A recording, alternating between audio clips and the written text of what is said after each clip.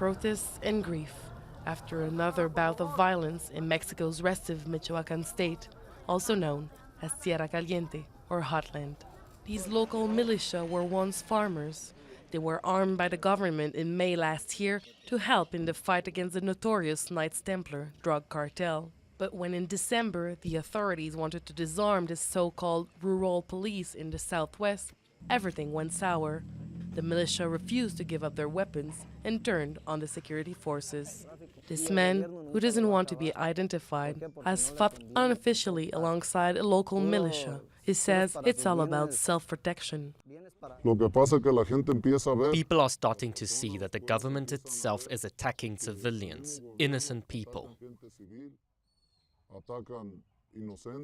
People are getting furious. We are furious. And now it is everyone against everyone. In early January, the city hall in Apatingan was the scene of fierce fighting as federal forces tried to take back control from local militia. The state admits one rural police officer was killed, but says it was an accident. Hours later, a protest broke out and 8 died in the ensuing clashes. Survivors accuse federal police of extrajudicial killings. Cuando los muchachos están rindiendo, the boys were surrendering and the federal police made them kneel. Los federales nos ponen de rodilla, los ponen de rodilla. A mí no. I didn't, but I was about to. Los ponen de rodillas.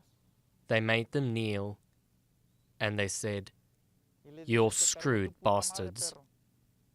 And they shot them. Y le disparan.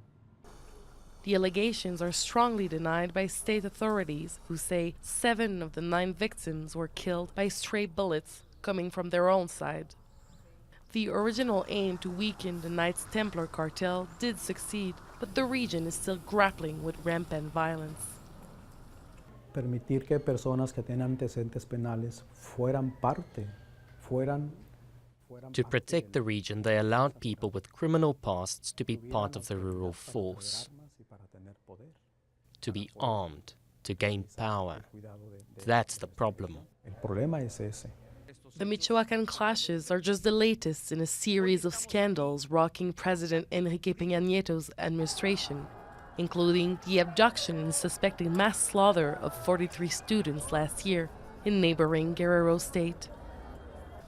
With drug cartels, local militia, and government forces fighting for control, the Hotland is slowly turning into a no-man's land.